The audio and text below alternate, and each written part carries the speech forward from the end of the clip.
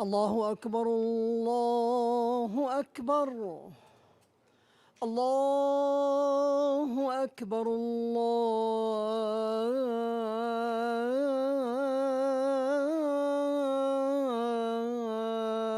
الله أكبر أشهد أن لا إله إلا الله أشهد أن لا إله إلا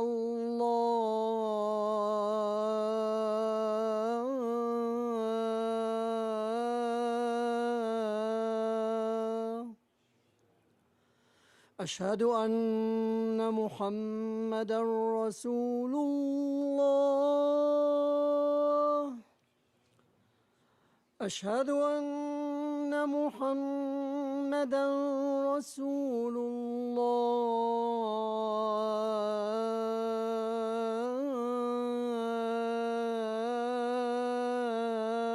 الله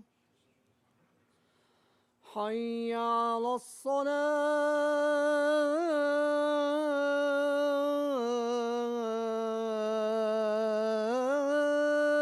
الصلاة حي على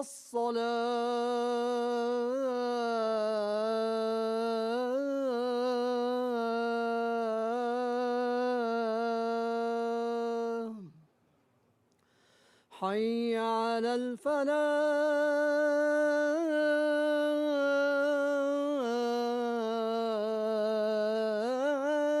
الفلاح حي على الفلاح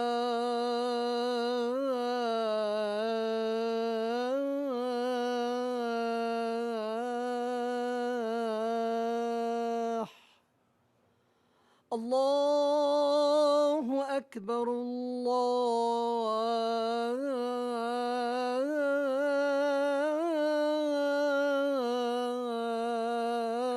أكبر لا إله إلا الله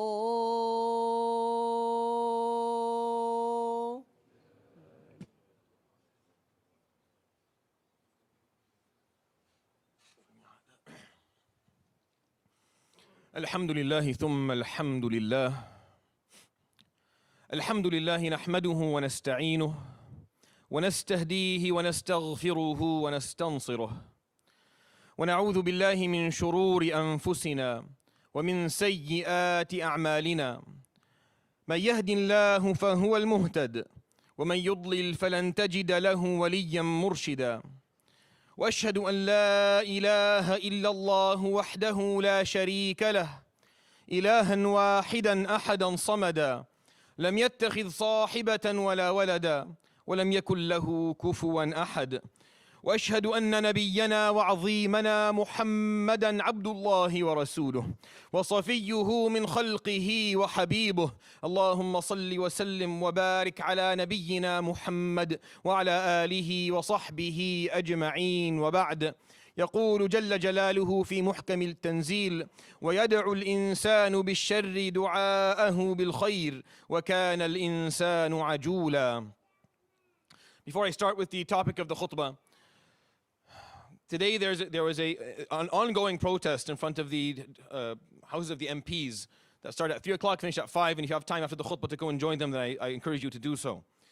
The brutality, the animalistic behavior of the Israeli government at this point has exceeded any limit that allows those who at one point defended them or sympathized with them to continue to do so unless they are willingly and consciously wanting to be painted as hypocrites and inhumane individuals that are in office or public figures or media influencers or whatever else they may be. The starvation of the people of Gaza and the ongoing murdering of their children and women is something that is just at this point, there's really no way to describe it, to talk about it, to bring it up in conversation, to see it aside from what it actually is.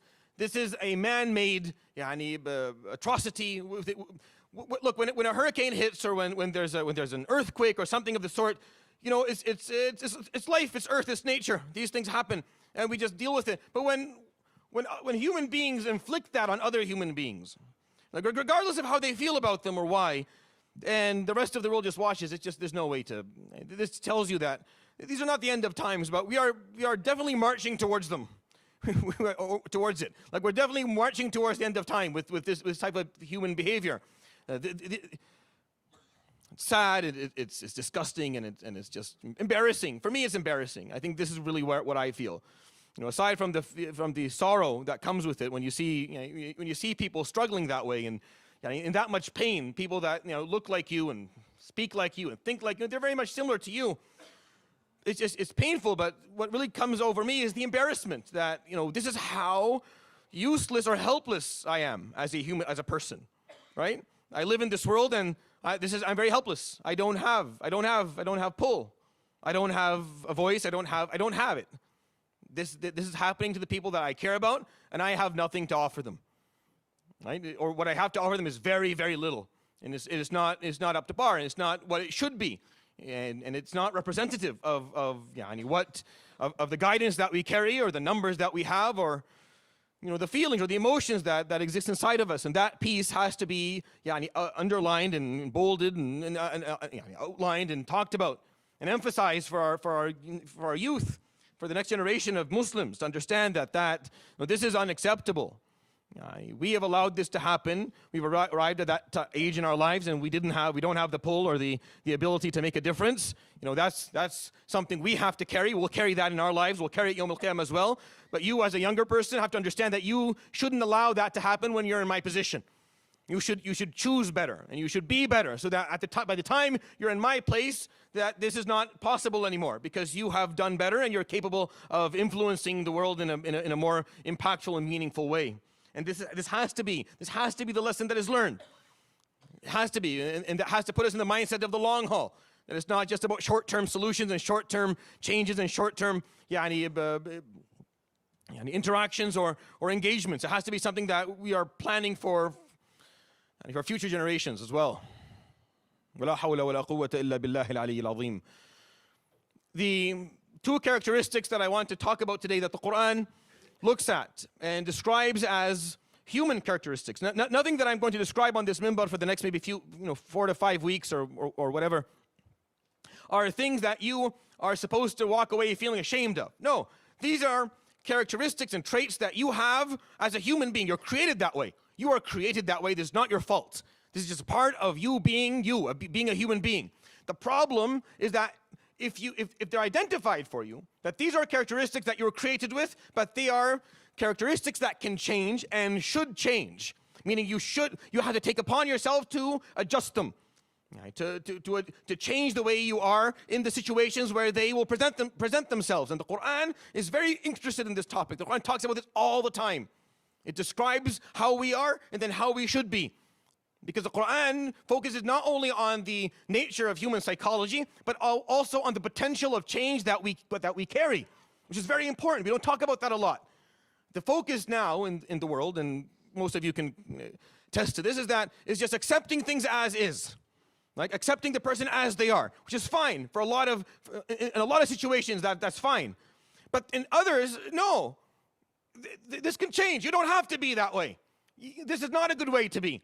I understand that that's how you are, but you're not supposed to be that way, and you can change it.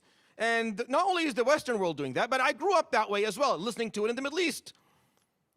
A man who loses his temper and breaks things and says things that are extremely hurtful to his children and hits his wife and why are you doing this? Ya akhi ana asabi. I lose my temper. I know, everyone is. That's not heroic. I'm not impressed by hearing that, and that does not give you an exemption. It's not an out of jail card that you can carry around. I am created. We're all like that, ya akhi. You're supposed to change. I understand that. The whole point of your existence is that you're supposed to change that, not use it as an excuse for behaving that way. We have a tendency as human beings to do that all the time. It's a part of who we are. Unfortunately, again, it's a part of who we are, and I'm going to talk about that specifically as well. The fact that we're created in a sense where we don't want to change. That's coming up, don't worry. But for today, I want to talk about two characteristics the Quran talks about. The first one, خُلِقَ الْإِنسَانُ مِنْ عَجَلٍ. The human being was created with hastiness. He's in a hurry all the time. He's always in a hurry. سَأُرِيكُمْ آيَاتِي فَلَا تَسْتَعْجِلُونَ. I will show you the signs. You will learn the signs. You will see my signs, subhanahu wa ta'ala. You will see the laws and the rules and the signs. You'll see them. Don't rush me. Don't be in a hurry. Just calm down. The human being, the ayah that I started the khutbah with in Surah Al-Isra, وَيَدْعُ الْإِنسان, the human being will make dua bishar. He will make dua for bad things for himself, the way he makes dua for good things for himself. Because why? It doesn't make, when you listen to the ayah, how is that possible? And then he explains, وَكَانَ الْإِنسَانُ عَجُولًا, and the human being's always been in too much of a hurry, too hasty. He doesn't know what's good for him. He wants what he wants and he wants it now. It's not good for you. No, I want it now. But it's not good for you. You're asking for something that is evil for you. You're asking for something that's going to harm you. Just calm down a bit and you'll find that out. Just give it a little time, then you figure out, that wasn't good for me to begin with. Yes, exactly. And you asked for it. You spent so much time asking for it as if it was khair, and it was never khair. Because of how you are, because how nothing worth having in this life comes easy and comes without the taxation of being patient and giving it time. Nothing in life does, nothing at all. But this is how we are. We want the instant cooking meal. And you want the 30 days to learn a language. And we want 30 minutes delivery and love at first sight and all this nonsense of good things happening like this. Nothing happens that is good like that. Nothing. If you have something good that happened like that, one of two things. Either you cheated to get it, or you were never destined to have, that was a starter kit for you. You were not destined to stop there. That was your starter kit. Here, it's easy. Now, you're going to aim for the difficult thing that comes next, the one that takes time. If Allah created if the cosmos and the earth were created in 6 days, He doesn't need 6 days. His deal is kun fayakun, be and it will be. We're the ones who needed 6 days because anything worth having, anything with value is going to take time. So calm down. Shaj Abdul Qais, when he came to visit the Prophet alayhi salatu wasalam, I don't know exactly what happened, no one does, but the Prophet alayhi salatu wasalam looked at him and said, إِنَّ فِيكَ خَصْلَتَيْنِ يُحِبُّهُمَ اللَّهُ وَرَسُولُهُ. You have two characteristics that Allah and His Prophet love. And Ashaj is, please, by all means. فَقَالَ الْحِلْمُ وَالْأَنَا. You're patient, and you take things slowly. فقال يا رسول الله, and the hadith is continued in Abu Dawood. فقال يا رسول الله خلقان تخلقت بهما أم جبلني الله عليهما. Are these two characteristics that I have acquired throughout my life, or are two things that Allah subhanahu wa ta'ala just granted me growing up? Like I was just granted these two characteristics. فقال بل جبلت عليهما. No, Allah subhanahu wa ta'ala made you that way. فقال الحمد لله الذي جبلني على خصلتين يحبهما الله ورسوله. All praise be to Allah that He created me in a way that Allah subhanahu wa ta'ala and His Prophet are happy with it. They are satisfied with these two. الحلم والأنا. When Khabbab radiallahu anhu was laid down on the coal that he used as a blacksmith, he was laid down on it until it was turned off by the fat from his own back, and he couldn't walk for months. Some sources state for years he couldn't walk. He came to the Prophet alayhi salatu wasalam crawling on all four, a man of strength, he came on all four to the Prophet alayhi salatu wasalam, telling him, Ya Rasulullah. And this is what happened, and then he said, Ya Rasulullah, until when? Ila mata. And he said it in a way that seemed for a moment as if he was not, he was objecting, or it was, he was dissatisfied with what was happening. So the Prophet ﷺ, who was someone who, often, always in his life, who takes you, he takes your pain and embraces it and gives it back something beautiful. At that moment, the Prophet ﷺ responded with I want to say his harshness, but with a sturdy response. فقال إن من كان قبلكم كان يؤتى فتجعل له الحفرة في الأرض ثم ينشر رأسه بالمناشير لا يرده ذلك عن دين الله شيئا وإن الله لناصر دينه ولكنكم قوم تستعجلون. The people before you, they had it worse than you. I'm not going to describe the brutality that the hadith points out. And Allah will grant this story a day of success, but you are hasty. تستعجلون, you're in a hurry. You're in a hurry. You're in too much of a hurry. This is going to take time. It's going to take time. وَكَانَ الْإِنسَانُ عَجُولًا. The human being's in a hurry. The opposite is patience and perseverance. And you may say, well, that's what you talked about last week. Yeah, I'm not running out of things. A lot of the bad characteristics, their opposites are just a few things. Like the opposites, like the good stuff that are opposing all of the negative characteristics that we have in our psyche as human beings, it's just a few opposites. The majority are going to be perseverance and gratitude. If you have those two, you're fine. If you've picked up those two in your life and you're grateful and you show gratitude in your life and you're perseverant, you don't lose hope, you're not impatient, you're not in a hurry, then you'll be fine. And you can omit half of these khutbahs, if not more, because that's, but subhanahu wa ta'ala is describing, ajal, we're in a hurry. We want things and we want them now. We want them now. And that's why the world is moving the way it's moving, because we're not willing to give time anymore for things. And subhanAllah, this is the important part of understanding our deen. You're evolutionarily like that. All mammals have to be in a hurry. If you're not in a hurry, you'll die. If you're out there in the Serengeti and you're not in a hurry to get up in the morning, wake up and start running, you need to get what you need, then you're going to die. So of course, you're going to need that to survive out there. But then after a while, no, you don't need it. Now we don't need that. We need to learn to tame that a little bit. إخواني وأخواتي، النقطة الأولى اليوم في الخطبة التي أريد أن أتحدث لكم عنها من الأوصاف القرآنية لابن آدم، أوصاف القرآن لأخلاق ابن آدم ولجبلة ابن آدم، الصبغة التي صبغنا الله سبحانه وتعالى عليها. من هذه الصبغة ما هو فطرة نحافظ عليه، ومنها ما يجب التخلص منه، ما يجب تزكيته بالتخلية والتحلية. وتحدثنا عن مجموعة من الأمور خلال الخطب الماضية، واليوم أتحدث لكم عن العجل. الإنسان خلق هكذا مستعجل، دائما مستعجل، خلق من عجل وكان عجولا، ويكاد دائما يسأل، وأحيانا يسأل الله شرا لنفسه كما يسأل الخير لنفسه، لأنه لا يدرك الفرق بينهما وليس مستعدا أن ينتظر، وليس عنده من الصبر والحلم والأنات ما يعينه على أن ينظر في المسائل فيتمهل. ليس هناك خير في الدارين يأتي هكذا دون أن يحتاج إلى وقت. لا يمكن أن يكون هناك خير حقيقي والله تأخذه في ساعة ولا نصف ساعة. وهذا الهراء الذي امتلأت به الدنيا، تتعلم بكم يوم وتبني إمبراطورية وتصير مليونير في قبل 20 وتأخذ هذا كله كلام فاضي يا أخي. الأمور التي تستحق أن ترنو إليها، أن تصبو إليها، أن تطمح إليها تحتاج وقت. إذا ربنا خلق السماوات والأرض ب6 أيام، أنت بدك أمورك تنحل بنص كيف؟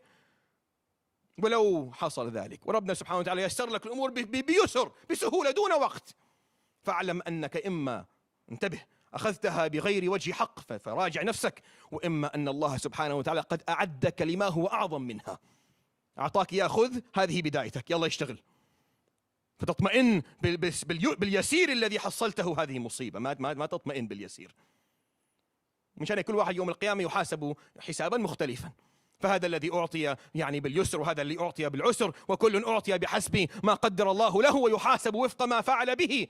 لكن اعلم أنك خلقت من عجل، هذه طبيعتك، ما تخجل، هذه طبيعتنا جميعا. وإنما المؤمن الذي يزكي نفسه ويتعلم كيف يكون حليما وكيف يتأنى. أقول قولي هذا وأستغفر الله لي ولكم فاستغفروه يغفر لكم. يا فوز المستغفرين، استغفروا الله.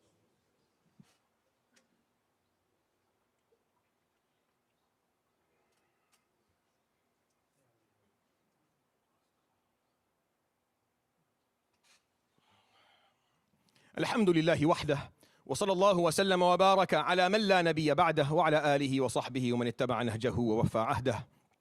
The second piece that I'm going to share with you is argumentativeness. You recite this. If you do the sunnah every Friday and you recite Surah Al-Kahf, then you will come across this ayah where Allah subhanahu wa ta'ala will say, وَكَانَ الْإِنسَانُ أَكْثَرَ شَيْءٍ جَدَلًا. The human being is the creation that argues the most. Nothing argues as much as the human being does. In Surah Al-Nahl, خَلَقَ الْإِنسَانَ, he talks about Allah subhanahu creating the cosmos and creating the earth and creating the sky and creating. And then he talks about the human being. This is what he says, خَلَقَ الْإِنسَانَ مِن نُطْفَةٍ. He created the human beings from a drop of sperm. فَإِذَا هُوَ خَصِيمٌ مُبِينٌ. And the moment he raises his head, he starts to argue and he starts to articulate arguments, loving to argue about everything. أَوَلَمْ يَرَ الْإِنسَانُ أَنَّا خَلَقْنَاهُ مِن نُطْفَةٍ فَإِذَا هُوَ خَصِيمٌ مُبِينٌ. Has he not seen how weak and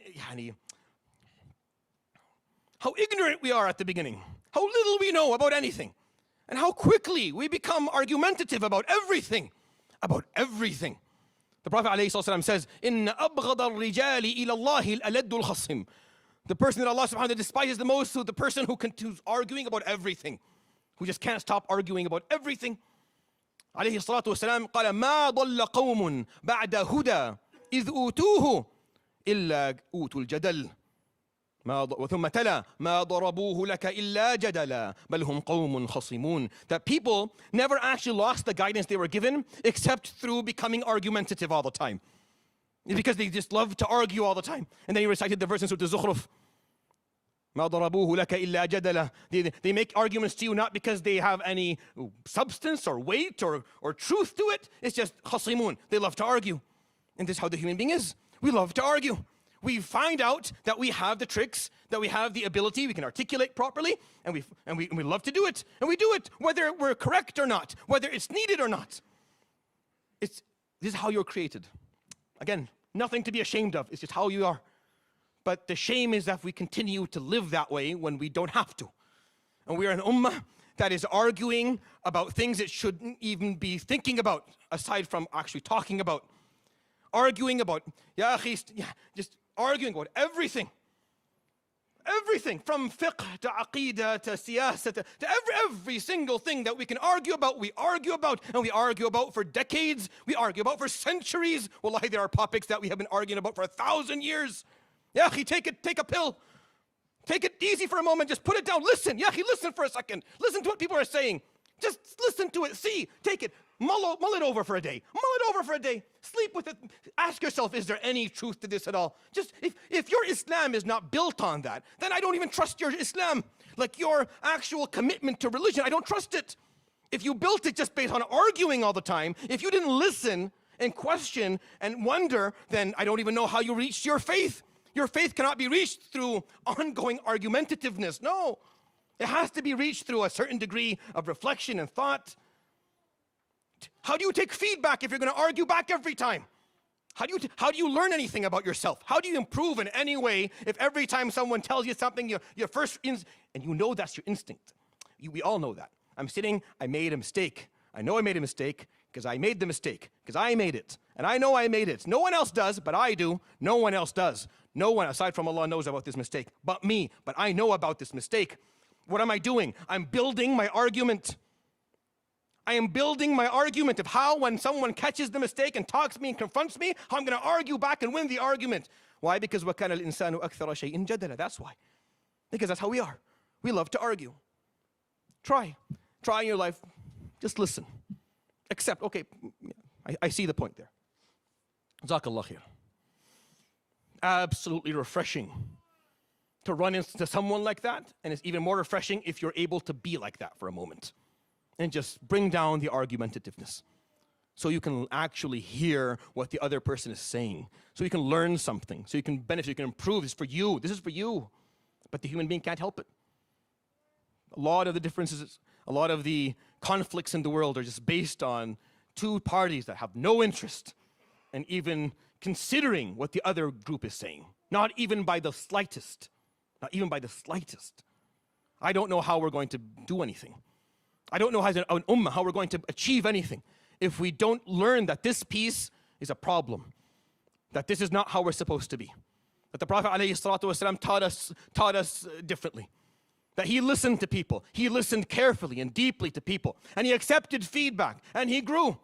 He did. If the Prophet ﷺ did, he did it publicly. The Quran came and talked about him. عَفَى اللَّهُ عَنْكَ لِمَا أَذِنْتَ لَهُمْ حَتَّى يَتَبَيَّنَ لَكَ الَّذِينَ صَدَقُوا وَتَعْلَمَ الْكَاذِبِينَ. May Allah forgive you. Why did you let them go? Why did you give them permission before making sure that the ones who were asking for permission to leave the battle actually had the good excuse? He had to accept feedback ﷺ for people to hear to Yawm al-Qiyamah. You don't. We don't. The feedback I get, the criticism I get is not going to live on forever. But that's how we are. We're defensive. We're ready to argue back. Just slow down. Listen. Let people speak. Try to understand. That's how, when you understand what people are trying to say, when you're able to understand where they're coming from, you don't have to agree with them, but that's a big win for you. Now you have an angle that you didn't have before. Now you have a comprehension of the problem that you never did before. You have grown today. And you will incorporate that into your own work. And that means you have a method to hold yourself accountable to your beliefs and what you stand by. If you're always going to argue, if everyone's going to defend, take a stance and argue for it. And argue it until the end with no... with no patience, with no listening, then how is anyone going to change ever? How is anyone in the world ever going to change? How do you expect a non-Muslim to accept Islam if every time you bring a point they just argue and they're not willing to listen? You don't accept it from the person in front of you, then why are you accepting it from yourself? But it's a part of human nature. It's a part of human nature. Just like hastiness. They're both parts of human nature. Nothing to be ashamed of. The shame comes if you learn that this is something that you can change, that you don't have to live that way, and you don't have to be that way, and you can be different. And you can take the opposites. You can have sabr, you can have perseverance and patience. And you can have istima', you can have the ability to listen, to consider what the other person is saying, and to leave the need to argue. You don't have to be right. It's not important to be right. Being right is overrated. If you're married, you know this. Being right means nothing in this world. Why do you need to be right? You don't have to be right. Be wrong. It's easier to be wrong. The expectations drop and you're wrong. No problem. People who are wrong learn more. People who accept that they are wrong have no problem in life. And they will continue to grow. It's those who always need to be right who have to prove that. No, that's why I did. SubhanAllah. It's just how the Quran describes us. وَكَانَ الْإِنسَانُ أَكْثَرَ شَيْءٍ جَدَلًا. The human being just loves to argue. Can't get enough of it. Which is why the Quran comes and teaches us other stuff. إِن جَاءَكُمْ فَاسِقٌ بِنَبَإٍ فَتَبَيَّنُوا. Don't take it easy. Don't be hasty. Don't be hasty. وَلَا تُجَادِلُوا أَهْلَ الْكِتَابِ إِلَّا بِالَّتِي هِيَ أَحْسَنُ. If you're going to don't argue. If you're going to argue, say nice things. وَإِذَا خَاطَبَهُمُ الْجَاهِلُونَ قَالُوا سَلَامًا. When a jahil, when someone who's there just to argue with you, they just want to argue, just say salam. Just, I'm good. Jazakallah khair. Allah yaftah alik. Rabbi wafqak inshallah. Yuhdini yuhdik. No problem. That's what Quran teaches. These are the teachings of the book. This is how the book looks at us. I have people come all the time. They're upset. They're showing me messages on a phone. Imagine this. Want to show me a bunch of messages on the phone of an argument they had with someone. You want me to read 300 messages and tell them if they're right or wrong? I would rather throw myself from a plane than do this. I have no interest in doing this. But you know why? Because that person did not learn that there's no need for you to continue to argue. That your self-worth and value is not connected to whether you win an argument or not. That it doesn't add anything to your life whether you... If you ever discuss something, discuss so you can learn, so you can improve, so you can share information. So that if something is being said that is valuable, you take it. And if you say something valuable, hopefully the person in front of you takes it as well. This is one of the main characteristics of Muhammad alayhi salatu wasalam. You love him, you want to follow him, that's how he was. No one came to him alayhi salatu wasalam and he refused to listen. Whenever they came and talked, they would come with nonsense and tell him things that are absolutely insane. I've told the story of Utbah 100 times on this minbar. Telling me, what is it? Are you sick? Do you want wealth? Do you want a king? Do you want women? What's wrong? And the Prophet alayhi salam saying there, Jibreel, what are you talking about? But no, he let him speak. Let him speak till the end. And then he, can I speak? Can I, now that you've shared and I've listened to you, can I share and you listen to me? A man came with him one day he told him, I have something better than what you have. That's what he told him. What do you have? قال عندي حكمة لقمان. I have the hikmah of Luqman. He said, all right, let's hear. So he sat there and he recited the hikmah of Luqman upon him, alayhi salatu wasalam. When he was done, the Prophet alayhi salam قال هذا خير وإنه لجميل. This is very good. It's beautiful. قال أتسمع ما عندي. Can I share with you what I have? Because I don't know if you've heard it. People often haven't heard the argument. People often don't even know what the argument is. 99% of the time, we don't even know what it is that we're arguing about. Everyone's arguing about something different completely, just based on what they heard from a rumor or. So he recited back to the Quran to him. فقال ألا إنما عندك خير مما عندي. Indeed, what you have is better than what I have, and he left. He left. He didn't say. He just left. But that's how he always was, alayhi salatu wasalam, in his life. Why? Because these are the characteristics that the Quran came and said, you stop doing that. Ajula, get rid of that. Jadala, get rid of that. You're not good. I hope that was a benefit to you. واعلموا أن الله أمرنا بأمر عظيم فقال إن الله وملائكته يصلون على النبي يا أيها الذين آمنوا صلوا عليه وسلموا تسليما اللهم صل على محمد وعلى آل محمد كما صليت على إبراهيم وعلى آل إبراهيم وبارك على محمد وعلى آل محمد كما باركت على إبراهيم وعلى آل إبراهيم في العالمين إنك حميد مجيد وارض اللهم عن الأربعة الخلفاء السادة الحنفاء أبي بكر وعمر وعثمان وعلي وارض اللهم عن أزواجه أمهات المؤمنين وعن آله آله الطيبين الطاهرين، وعن صحابته الغر الميامين، وعن التابعين ومن تبعهم بإحسان إلى يوم الدين، وعنا معهم برحمتك يا أرحم الراحمين. اللهم اغفر للمسلمين والمسلمات والمؤمنين والمؤمنات الأحياء منهم والأموات. اللهم فرج هموم المهمومين، ونفس كروب المكروبين، وارفع الغم عن المغمومين، وارفع الظلم عن المظلومين، واحقن دماءنا ودماء المسلمين. اللهم احقن دماء إخواننا المستضعفين في كل مكان، احقن دماءهم في غزة، فلسطين، وفي السودان، وفي اليمن، وفي باكستان، وفي غيرها من بلاد الأرض يا رب العالمين، ما علمنا منها وما لم نعلم. اللهم رد المسجد الأقصى إلى رحاب المسلمين، أخرج الصهاينة منه أذلة صاغرين، ارزقنا أجمعين فيه صلاة قبل الممات يا رب العالمين. اللهم ردنا إليك جميعا ردا جميلا، وتب علينا اللهم من جميع ذنوبنا توبة نصوحا، طهرنا بها قلبا وجسدا وروحا، وما ذلك عليك اللهم بعزيز، ولا حول ولا قوة إلا بالله العلي العظيم. عباد الله، إن الله يأمر بالعدل والإحسان وإيتاء ذي القربى، وينهى عن الفحشاء والمنكر والبغي، يعظكم لعلكم تذكرون. أقم الصلاة. الله